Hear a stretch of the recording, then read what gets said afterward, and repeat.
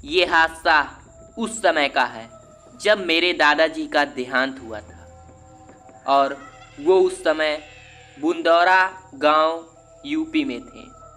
मुझे उनका शोक संदेश बुंदेरा में 35 किलोमीटर दूर उनके गांव में देने जाना था। मैं गांव जाकर उनकी पैतृक परिवार को शोक संदेश पहुंचाया और फिर गांव से बाहर जाकर बस स्टॉप पर खड़ा हो गया। उस समय वहां कोई भी गाड़ी नहीं थी।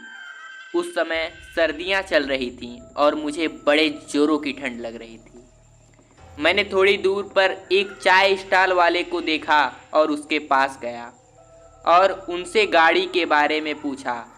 उसने बताया कि अभी तो कोई बस नहीं मिलेगी, लेकिन इस रेलवे ट्रैक पर 1 किलोमीटर की दूरी पर रेलवे स्टेशन है और रात 9 बजे आखिरी ट्रेन जाती है। मैंने बिना देरी किए उस रेलवे ट्रैक पर चलना शुरू कर दिया। 200 मीटर चलने पर मुझे एक औरत दिखाई दी और मैं भागकर उसके पास पहुंचना चाहता था ताकि वो मुझे रेल के बारे में बता सके। मैं जैसे ही उसके पास गया और उससे स्टेशन के बारे में पूछने वाला ही था, तभी मुझसे वह कुछ कहने लगी कि यहाँ से भाग जाओ। मैंने उसे के पीछे पीछे चलता गया और थोड़ी देर बाद देखा तो उसकी चाल मुझे कुछ अजीब लग रही थी। मैंने अपने मोबाइल का टॉर्च जलाकर उस औरत को देखना चाहता था कि ये औरत इतनी रात को इस रेलवे ट्रैक पर क्या कर रही है। जैसे ही मैंने टॉर्च जलाया, वो औरत बोली, टॉर्च बंद कर दे वरना तेरी सांसें बंद कर दूंगी। मैं उसकी आवाज़ सुनकर डर गया और वापस उस स्टॉल वाले की तरफ चलने लगा। थोड़ी देर चलने पर मुझे उस औरत के ज़ोर से हंसने की आवाज़ आई और बोली, मैंने आज एक शिकार पहले ही कर लिया है, इसीलिए मैं तेरा कुछ नहीं करूँगी।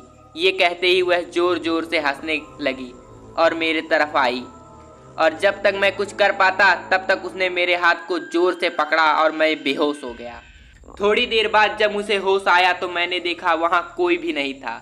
मैं ज़ोर से रेलवे स्टेशन की तरफ भागा और वहाँ सीधे रेलवे मास्टर के पास कमरे में चला गया और उनको सब बताया। उन्होंने मुझे चाय पिलाई और कहा, जिससे तुम मिलकर आए हो वह एक डायन थी। आज तुम बच गए। ये आज से कई साल पहले इस ट्रैक के नीचे कटकर मर गई थी और उसकी आत्मा आज भी इस ट्रैक पर भटकती है। अब मैं सारा माजरा समझ गया और ट्रेन में बैठकर दादी के यहाँ चला गया।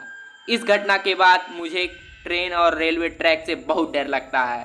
दोस्तों, अगर यह वीडियो आपको अच्छा लगा तो वीडियो को लाइक ज़रूर करिएगा और चैनल को सब्सक्राइब करिएगा, क्योंकि हम ऐसे ही हॉरर स्टोरी लाते रहेंगे।